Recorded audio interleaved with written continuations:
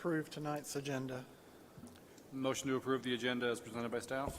Second. Motion and a second to approve the agenda. Any discussion? All in favor?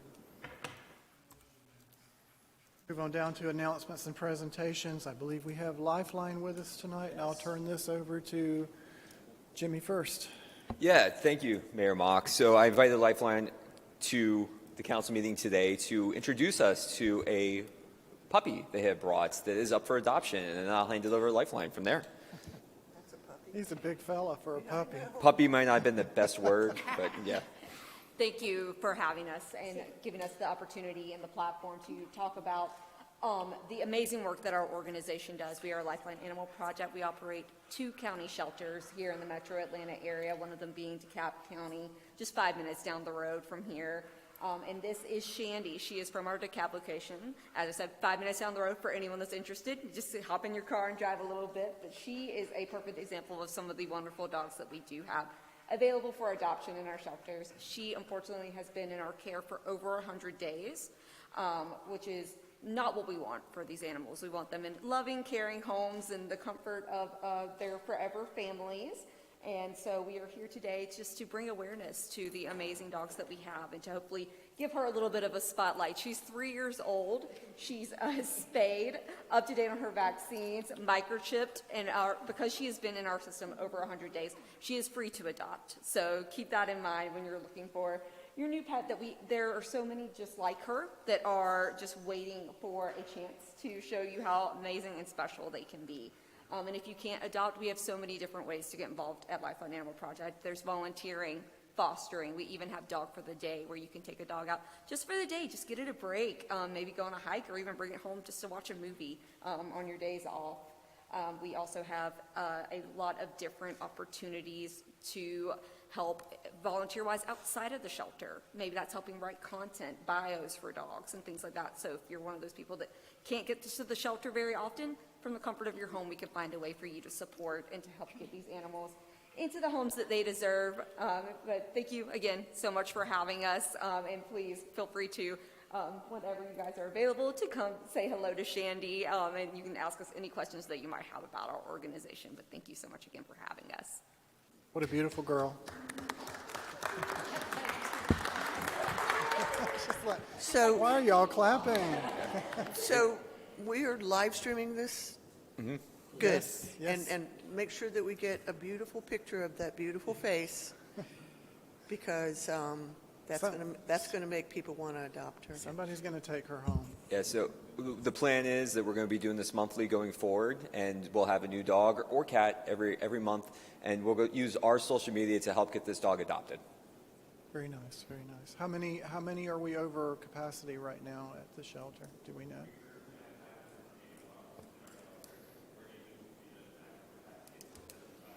$508 dogs in the shelter. Wow, wow. So we need some adoptions, folks. If you're watching, we need you to go over to the shelter here in Chamblee and adopt. What a beautiful girl. Thank you for what y'all do. Yeah. All right, we'll move on down to public hearings this evening. We have 3 on the books, and looks like they're very simple ones, but I will read the rules of order for public hearing zoning matters. And she don't have to sit through this if she don't want to. I know she probably wants to go outside. Yeah. Yeah, we appreciate y'all being here, but we won't make you stay for the whole meeting. Yeah, yeah. This hearing shall be presided over by the mayor. After calling the hearing to order, the mayor shall request the parcels of property which are the subject of the zoning proposal be identified and read. Following such identification and reading, the development director's recommendation shall be presented. The mayor and city council shall cause the director's written recommendation to be made part of the public record. Proponents of each proposed zoning decision shall then be allowed a total of 10 minutes for presentation of data, evidence, and opinion concerning the zoning decision. If all 10 minutes are not used, the proponent's remaining time may be reserved for rebuttal. Opponents of each proposed zoning decision shall then be allowed a total of 10 minutes for presentation of data, evidence, and opinion concerning each zoning decision.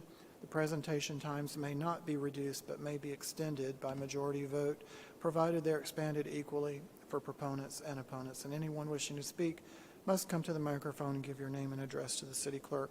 Do not speak unless you have the microphone. And we have 3 on the books this evening. We have, first up is PZ 2024-1242, which is Peachtree Boulevard, 5075.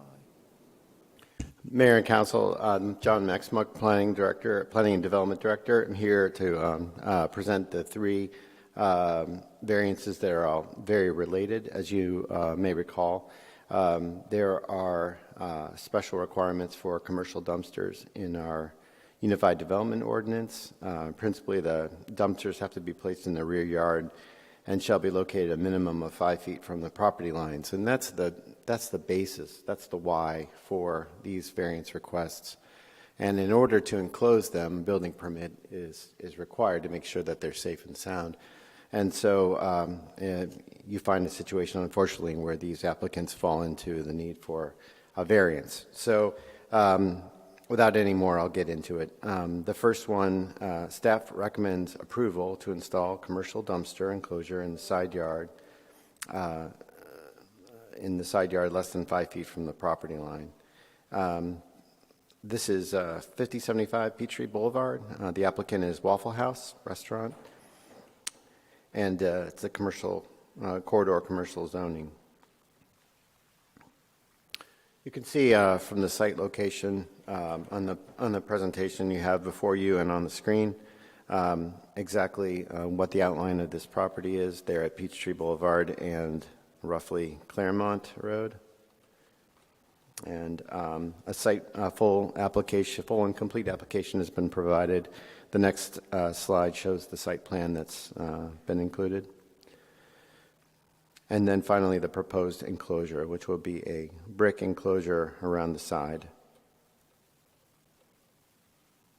Subject property from the front, a couple of elevation photos recently taken, and more photos of the subject property.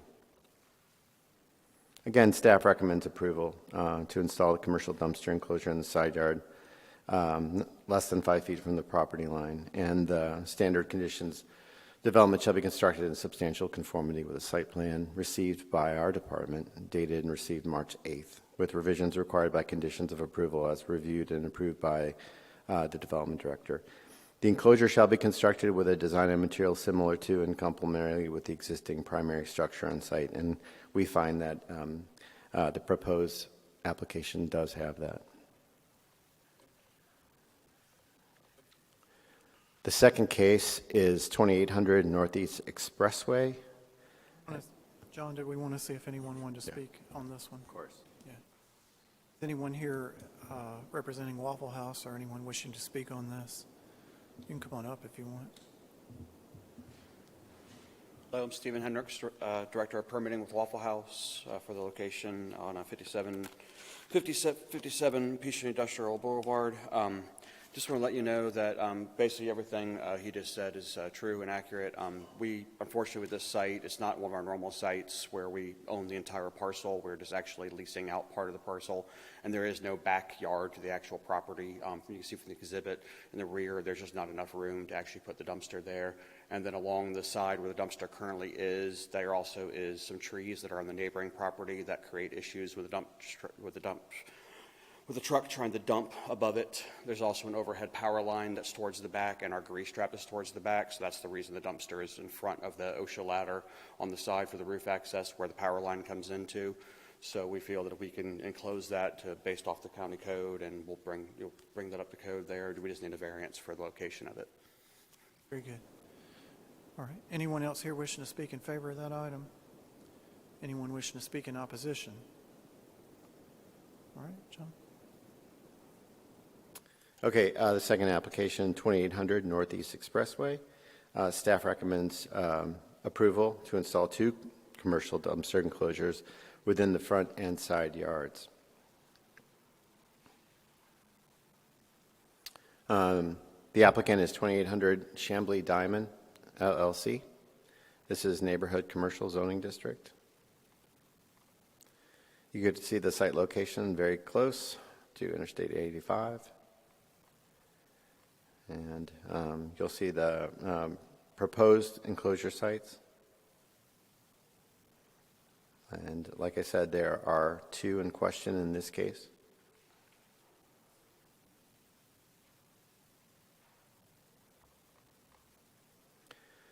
You have photos of the subject property.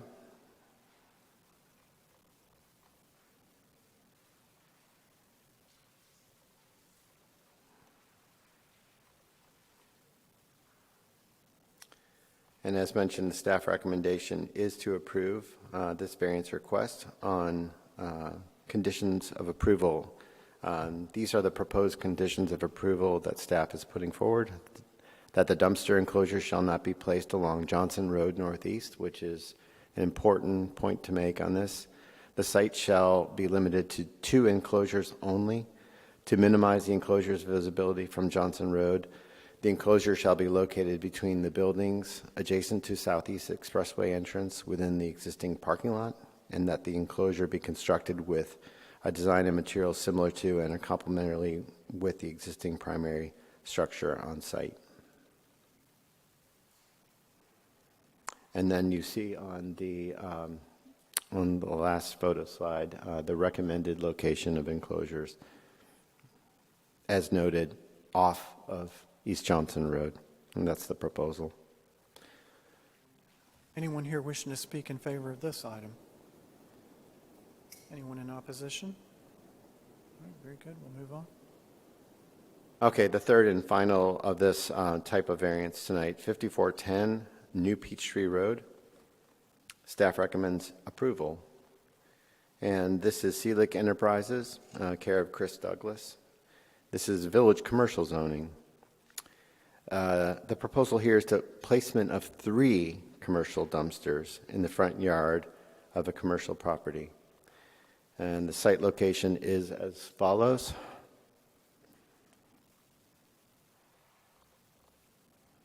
And a site plan has been provided. The proposed enclosure on this particular slide is the best illustration of where these enclosures will go, all 3 of them. You can see the arrows pointing to the dotted lines. And per all our staff reports, we have subject property photos. Shows you what the site looks like recently.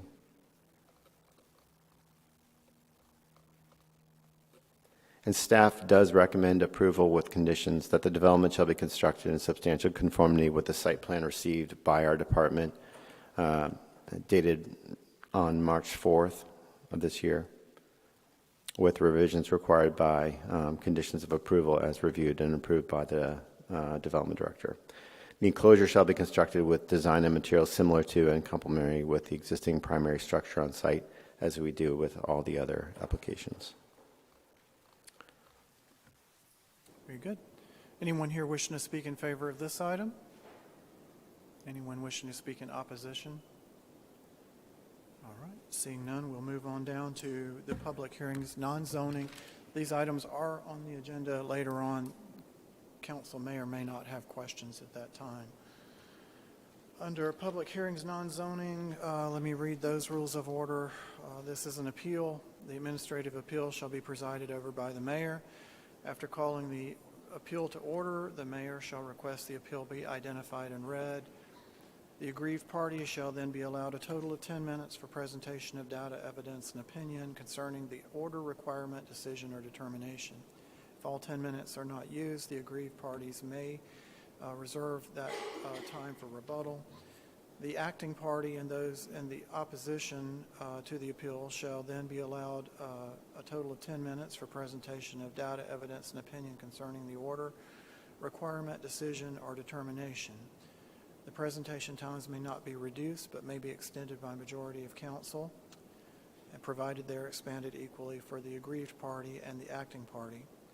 Following the consideration of all testimony, documentary evidence, and matters of the record, the mayor and city council shall make a determination on each appeal. The mayor and the city council shall decide the appeal within a reasonable time, but in no event more than 60 days from the date of filing the appeal.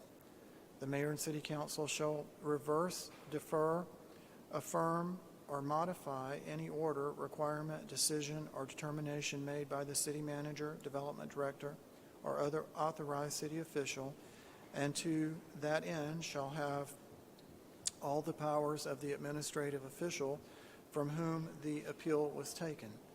An appeal shall be sustained or the decision below modified only upon the express finding of the mayor and the city council that the authorized city official's action was based on erroneous finding of a material fact or that said official's action was arbitrary.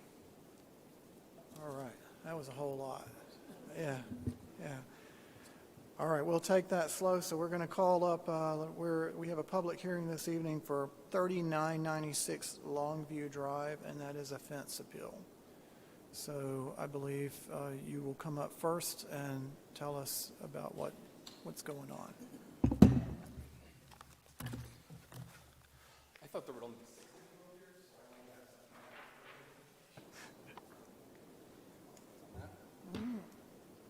That's all right.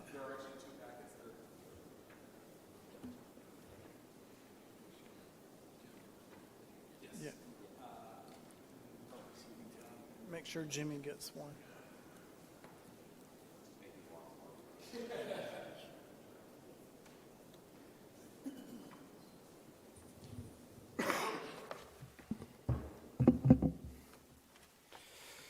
Thank you and good evening.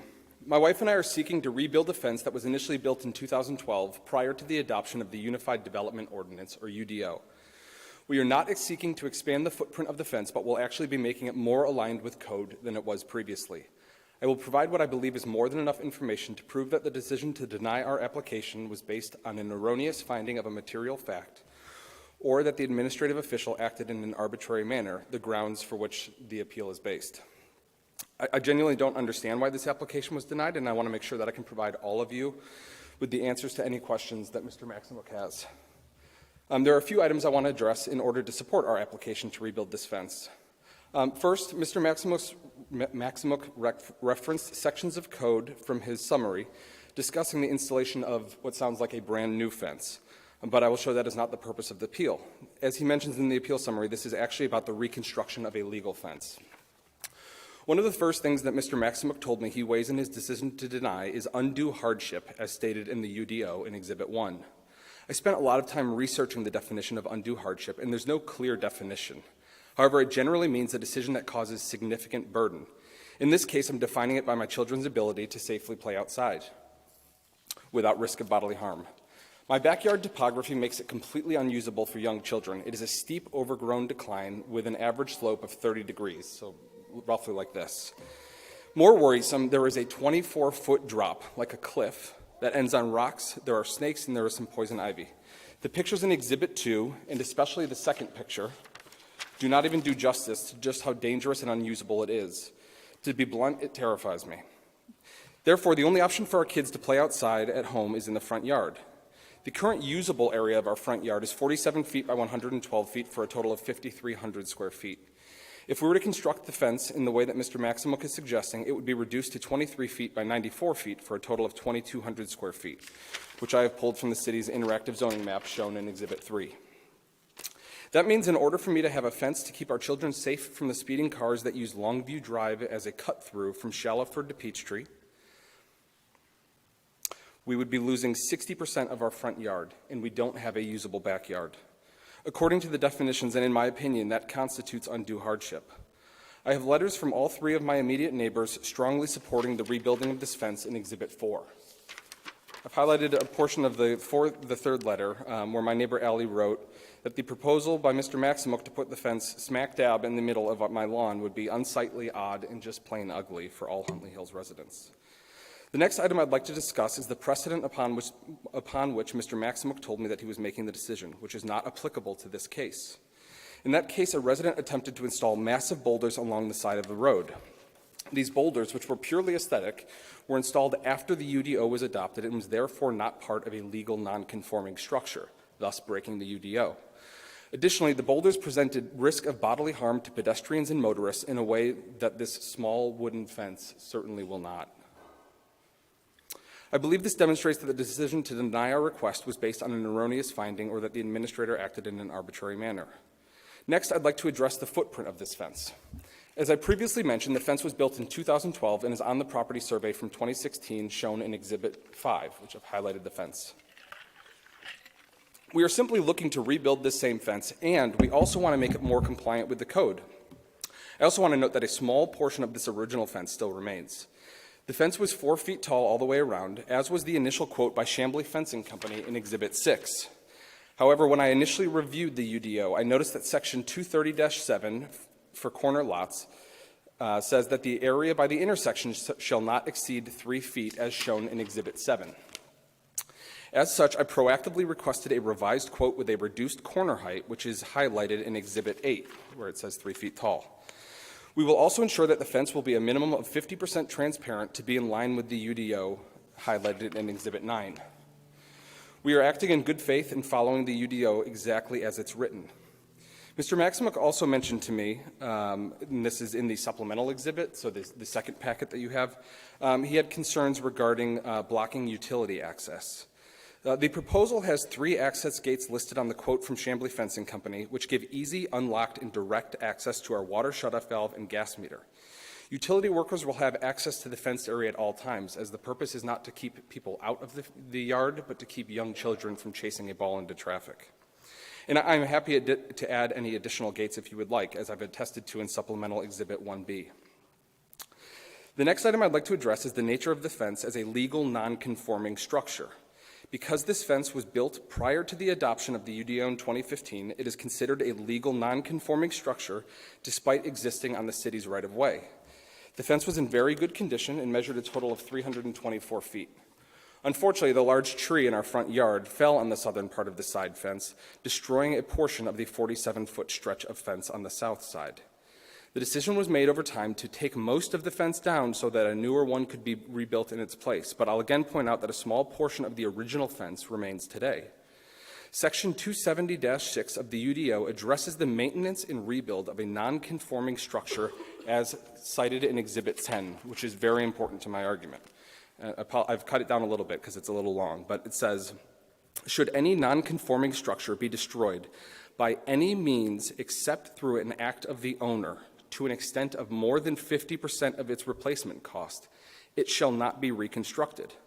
Should the structure be destroyed to an extent of 50% or less of its replacement, it may be reconstructed.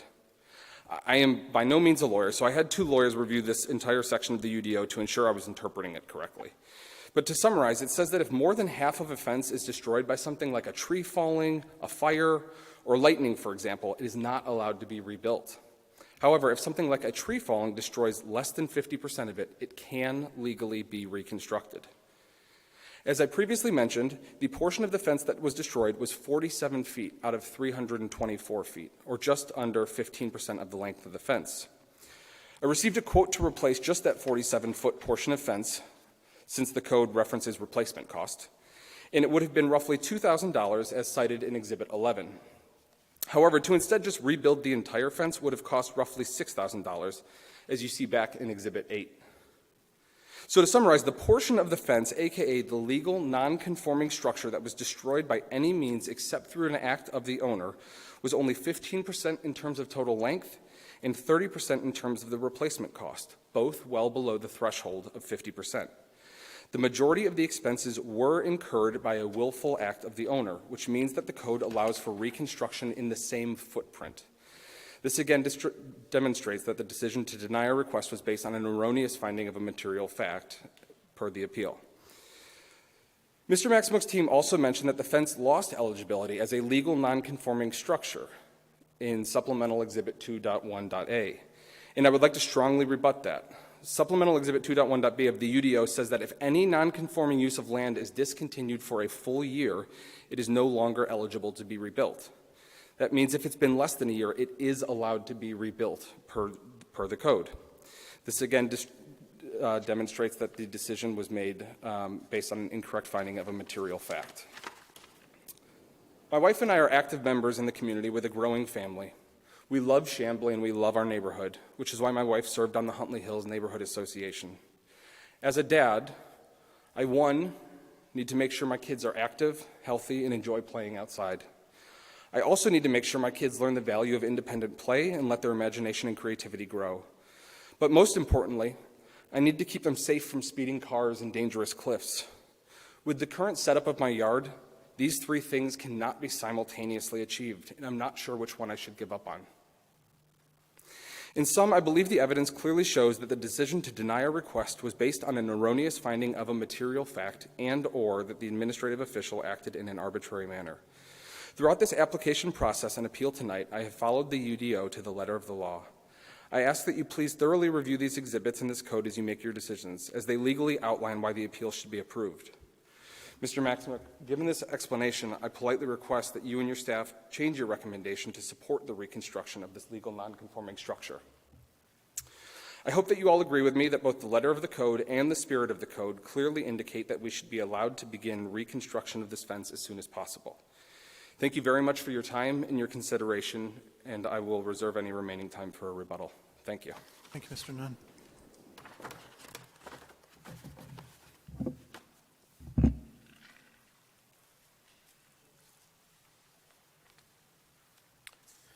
Mayor and Council, this is John Maximook again, Planning and Development Director, here to provide some comment about the appeal. And purpose of my presentation tonight will be brief, but it has three sections to it. One is to explain how the appeal is before the Council, and second is to explain the staff position. And the third is to present some facts around the case, some planning and public works considerations, and some regulatory issues. So first is, as the mayor pointed out, this appeal is a way for applicants to appeal the decision-making and interpretation by staff. And this is allowed for in Section 280-42. So this is rightly before you. The criteria is important for staff to emphasize. The appeal shall be sustained only on a finding by the mayor and council that the administrative official's action was based on erroneous finding or material fact, or that the administrative official or the staff acted in an arbitrary manner. And this can be applied for any staff member acting on the UDO matter. So a little bit of background on the staff position. The owners purchased the property, which had a non-conforming fence.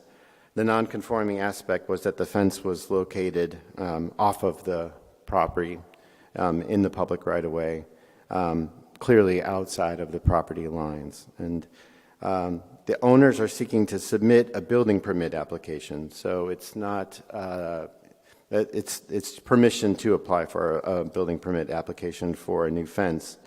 That's the central issue, or that's the immediate request.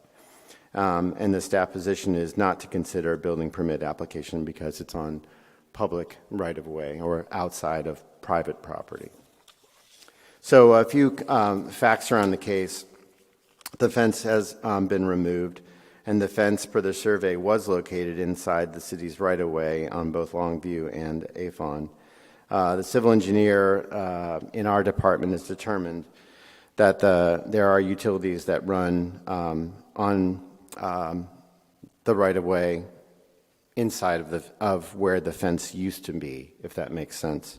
There's a DeKalb water pipeline 6 feet north of the north curb on Avon Court that was behind the fence, and it was found that there's an AGL gas pipeline 6 feet west of the west curb of Longview that was also behind the fence. And this is exactly what the right-of-way is for. There's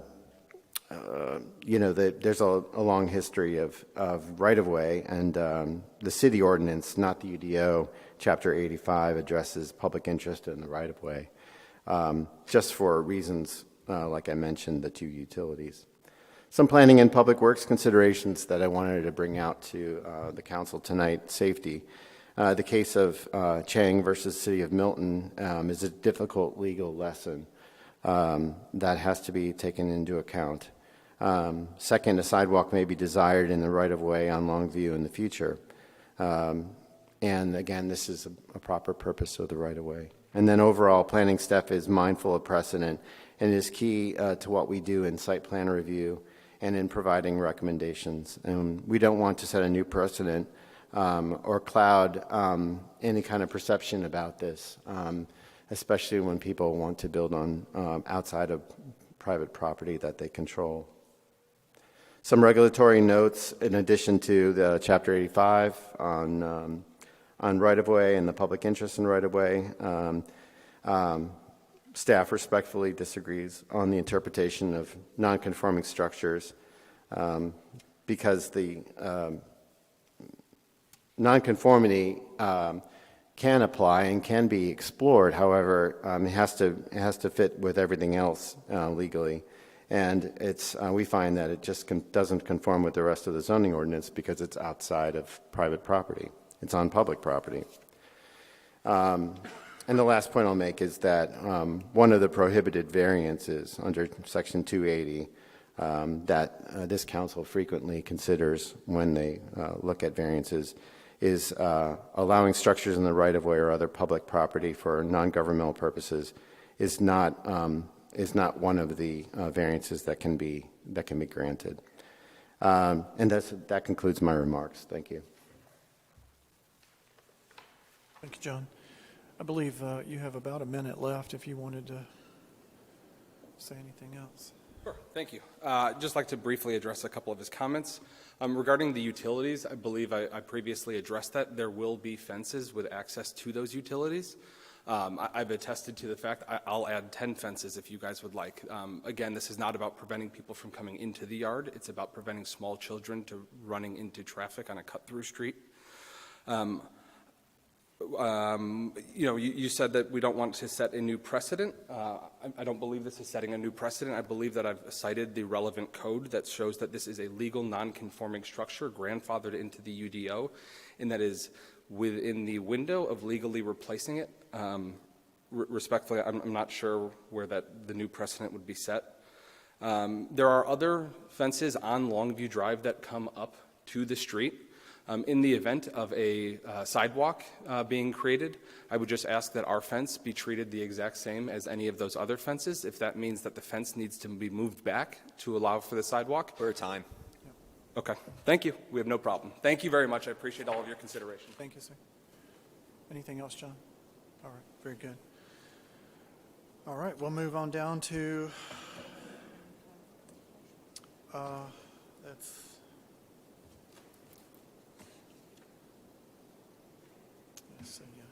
comes up later. Yeah. All right, this item does come back up later in the agenda. If council has any questions, they will ask you at that point. We'll move on down to the approval of minutes. Did anybody see anything that needed to be changed on the minutes? Everything good? Look good? All right. Under second reads for Tuesday, we'll have the millage cap amendment. And that will move us on down to staff action items this evening. We have the licensing and revenue coordinator position. Thank you, Mayor. I'm sorry, I'm trying to get my setup over here. We currently, city has currently one FTE assigned to managing all of our licensing throughout the city. And as you know, we have our just regular business licenses, but we also have a few other types of licenses, including our alcohol establishment licenses, as well as our massage and spa establishment licenses. Currently, that person has quite a bit on their plate. We've also introduced short-term rental permits and a few others, and we've also added additional provisions to the code, particularly the Alcohol Establishment Code, Chapter 6, that makes it pretty cumbersome to review and ensure compliance with those license applications.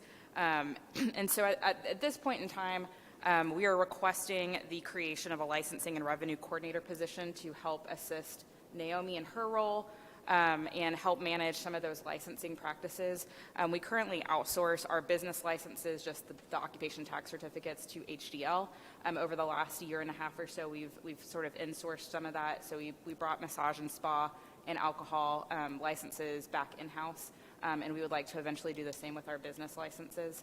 And so in order to be able to start that process of insourcing those processes back into the city, we really need some assistance in this department, in the finance department, in particularly this position to help Naomi work through that and start the process of getting the right software in place, making sure that there's somebody to actually review the licensing and kind of free up some of her time to help really dive deep into some of those licensing applications.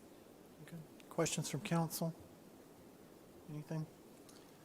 All right, next up is the Georgia Department of Transportation procurement policy. I'll take this one as well. The city is going through its recertification for what is called LAP, Locally Administered Projects designation. This is required in order to manage federal funds through the Georgia Department of Transportation.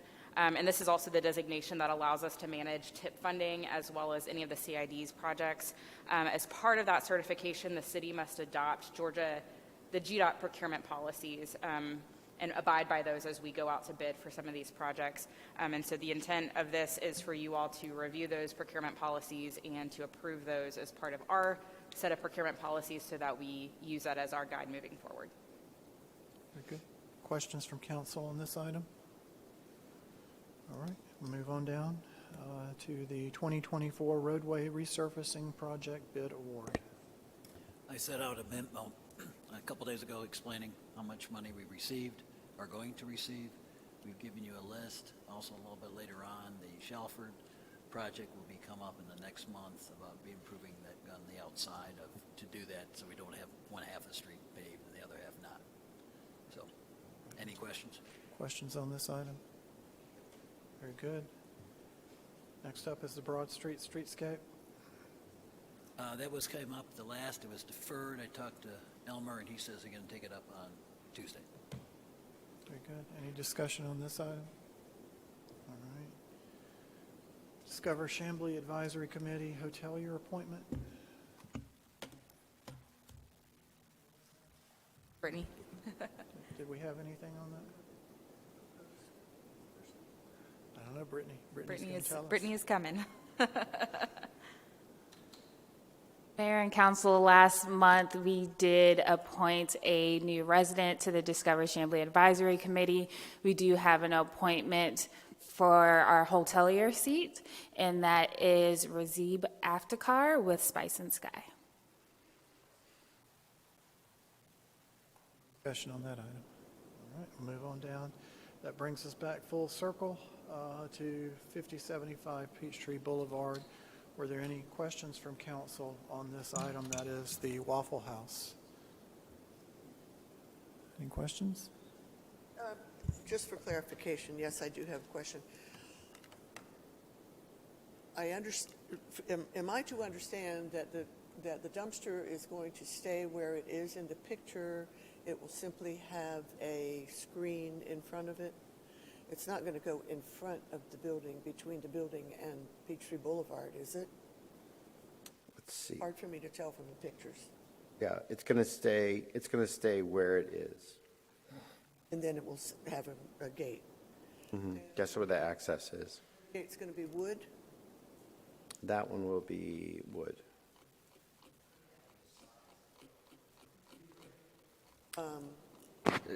It's actually be metal. Oh, Oh, the gate Yeah, will be metal? it's apologize. I got them it's confused.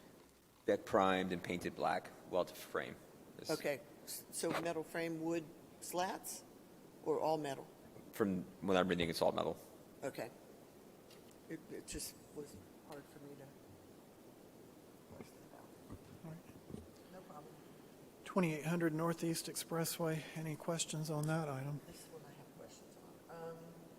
So the proposal is to put these two dumpsters on Johnson Road as opposed to next to the access road. of Just the express- opposite. Just the opposite, yeah. Yeah, Oh, off okay. of, yeah. Because you kept Away saying from. Johnson Road as opposed to Expressway. And these are going to be built completely out of wood? Yeah, I think they would be built out of wood. I don't like that, and the reason I don't like that is because the condition of the dumpster that is in front of the Chicken Plaza, I think we call it, on Shalford Road is questionable at best. We don't seem to be able to force them to keep the appearances of that dumpster up, and it is right in your face, and it looks horrible. And I think part of the problem with it is that it's built out of wood. So, and there is an agreement that they keep that up. They don't. So, and it seems rather unenforceable on our part because it's not being kept up. And therefore, I'm very reluctant to allow for a dumpster to be built out of, an enclosure rather to be built out of wood. That's okay. And if, I'm happy to entertain. If you want to come up, you can Yeah, come on. just, yeah. So Yes. if I can point out one other thing, our staff's documents say that the dumpster enclosures will be built with materials comparable to the building. Yeah, That means masonry. It's a masonry building. okay. So we're going to need to So- condition that if that's what we want, even though Yes. they're requesting wood, but our staff is recommending materials matching building. Right, okay. If you'll tell us your name and how you're related to the project. Sorry to interrupt while you were speaking, but my name is Jasmine Budwani, and I'm the owner of 2800 Northeast Expressway and 2790 Northeast Expressway. I did email back saying I wanted to change the material from wood to bricks and the doors as metals because I did see what council member was saying about the doors, and my husband and I did have a conversation that we don't want to be in that situation because that's going to make us have more repairs down the road, and we want to avoid that, and we cannot afford to spend money again and again just for no reason. So we want to start with better material and have a long-lasting, results. Yeah. But the first initial application did have wood on it. Thank you so much. Thank you so much. That I like your spirit. I did have one question because I missed, I think, the beginning where my property was being talked about. I had proposed to keep it in the same place because they're two different separate properties, 2800 and 2790. So I did want it two locations where it is because there's no access from 2800 to 2790 to roll our dumpster bins on that side of the property. So the three businesses on that, actually there's four businesses in that building. Out of that, three wouldn't have access to 2790 if we have only one dumpster on the 2790 parcel. So we would need the two locations of the dumpsters. Very good. Okay. We're not at liberty to answer the question, but I wanted to hear what you wanted to say. Okay. So just talk to John about that, okay? Okay, that's all. Yeah. Thank you. Okay. And last on the list is 5410 New Peachtree. Any questions from council on that item? All right, very good. And then that circles us back around to the fence appeal. Did anyone on council have a question for the applicant or for I John on that item? would like clarification about the language in our code for, this is for John. John? 270-6 A2B, which section says all other primary and accessory structures, should any other nonconforming structure or nonconforming portion be destroyed.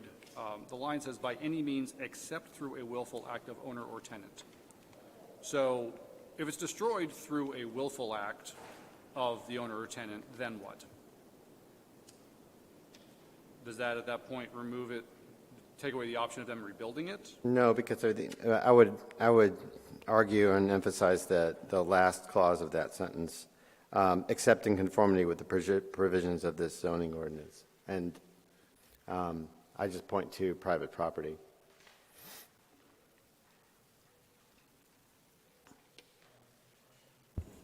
I believe so, yes. I have a couple of questions.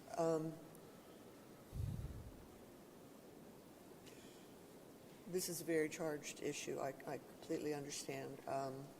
I've lived in my house on Longview Drive for 28 years, and I have seen violations. This ordinance that says you cannot build within the right-of-way is not new. This is the way that the whole neighborhood was built with the right-of-ways that exist now.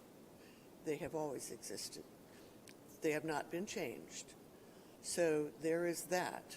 If you look on your plat or site plan when you buy your house, your property lines are marked, and they are not, they don't go up to the street. So you don't, your right-of-way is clearly marked. I didn't like seeing it on my plat. And I have a corner lot, and I didn't like seeing that either. I've also seen a lot of violations of that in the years that I've lived in my house, and they have come about because we just didn't enforce stuff. We simply did not enforce stuff in this city. And that was under a whole different governing body, if you will, staff, etc., and council. And so the appearance of fences that are close up to the street may look like somebody got away with something, and they did get away with something, but they were not permitted. I know of one fence in particular that jumps out at me because every time I look at it, I cringe.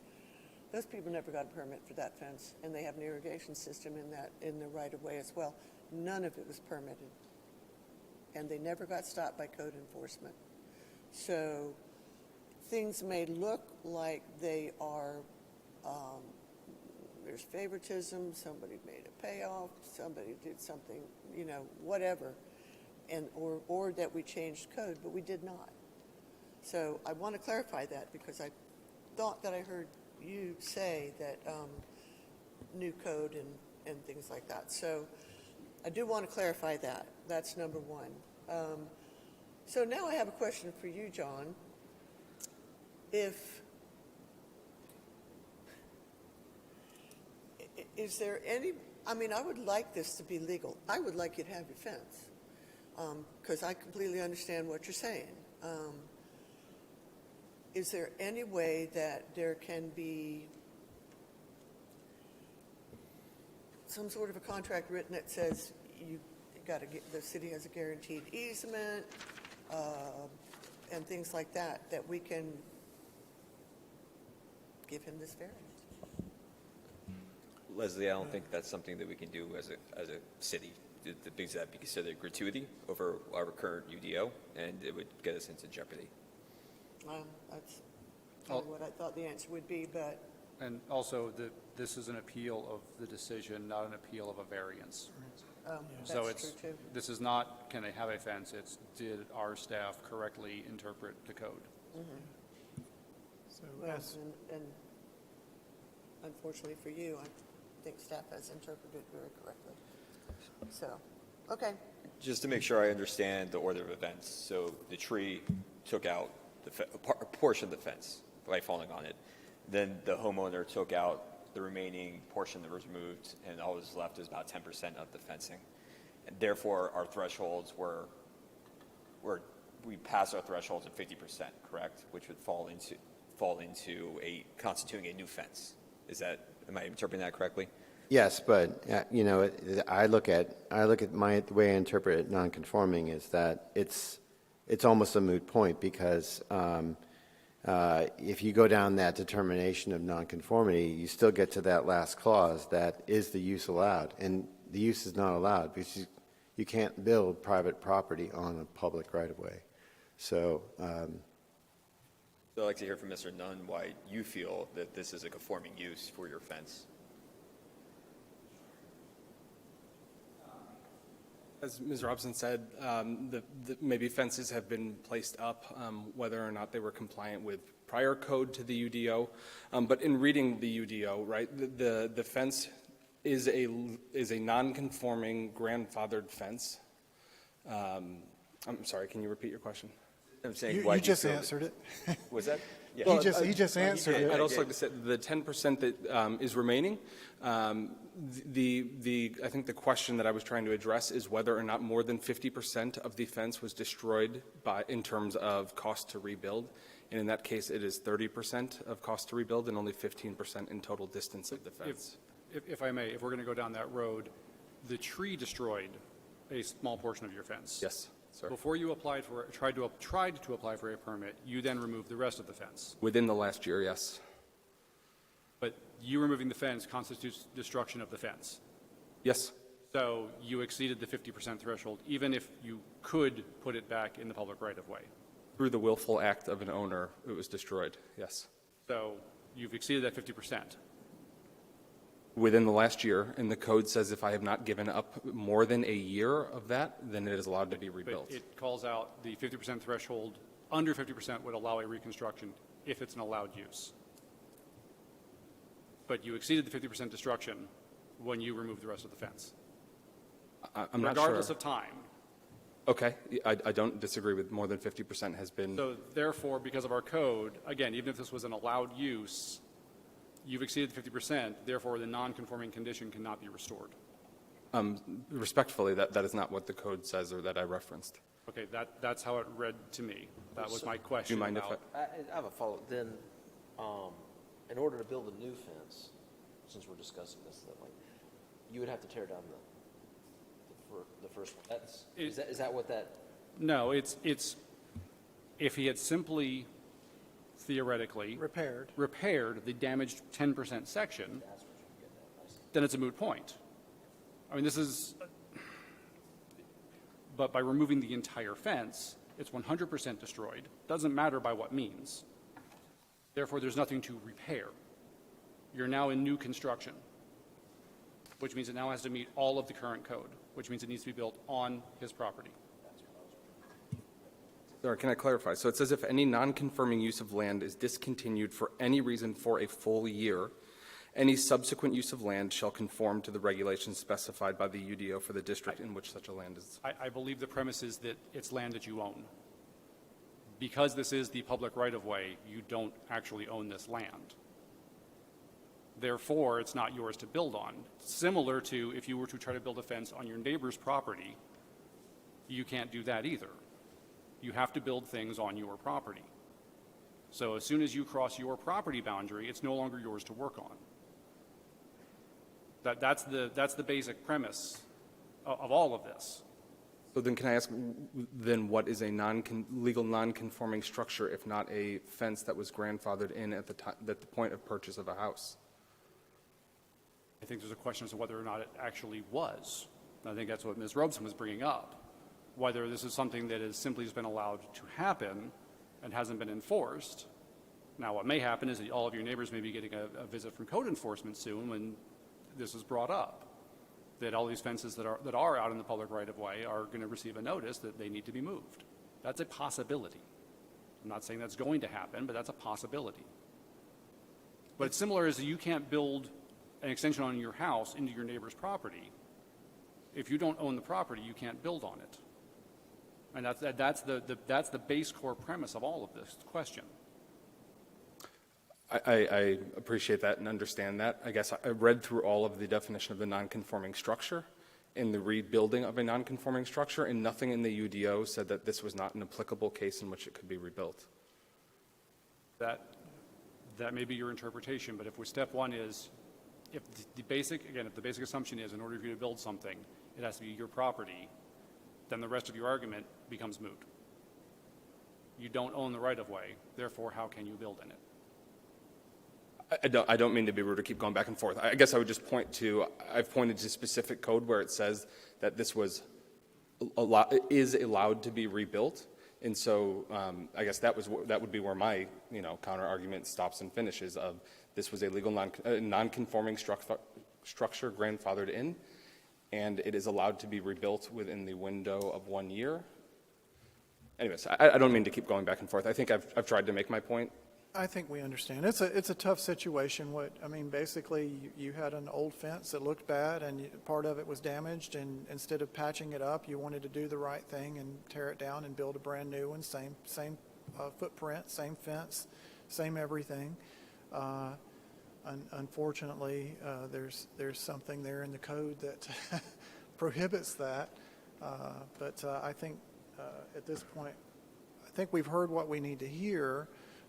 We probably need to discuss this one-on-one with ourselves and probably get a legal opinion as well from city attorney, just to make sure that we're all understanding it correctly, because everything is up to the interpretation of the person that's reading it at the end of the day. So I want to make sure that we're all on the same page legally and have the same understanding.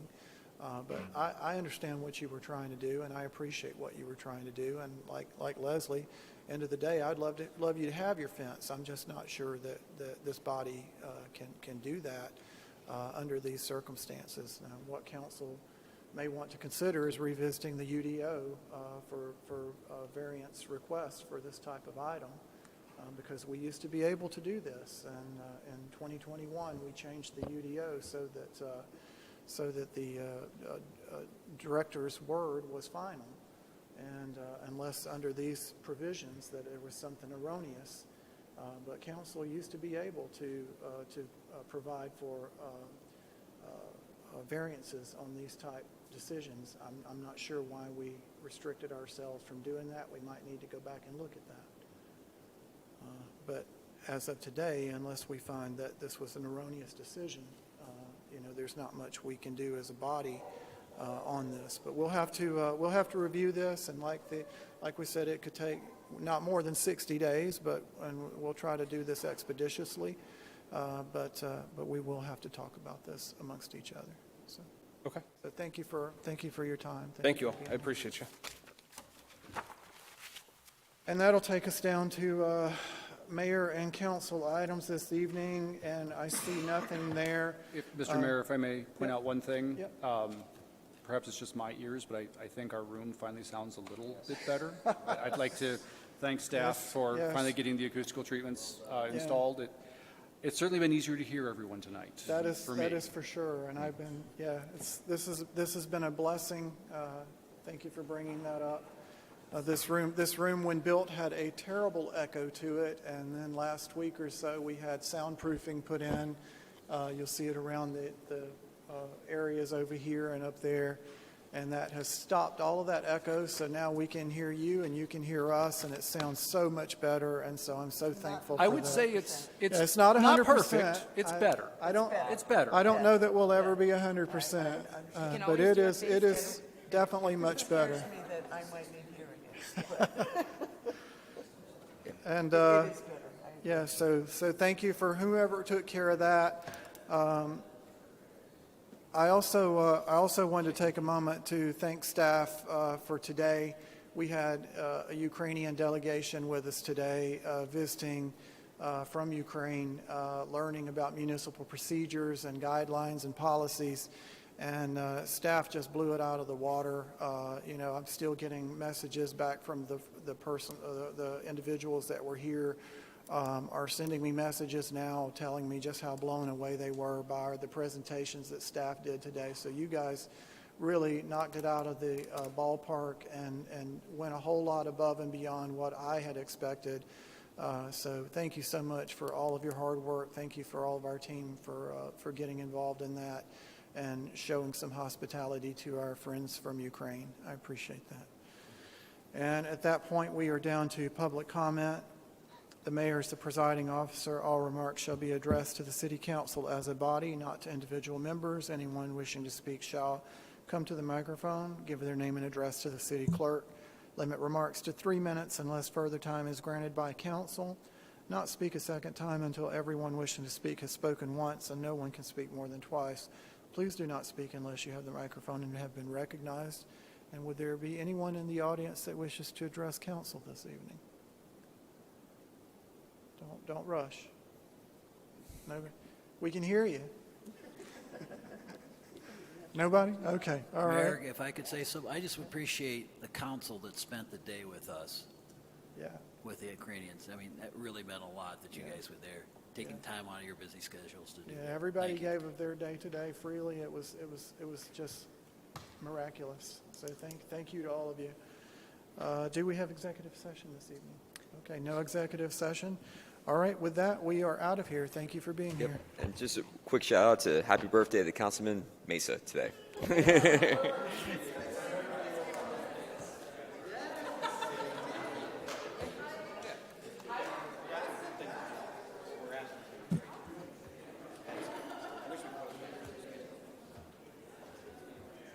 I left that thing up, we all looked at it, and we were like, somebody's been there, and we're like, why is it there? And we saw the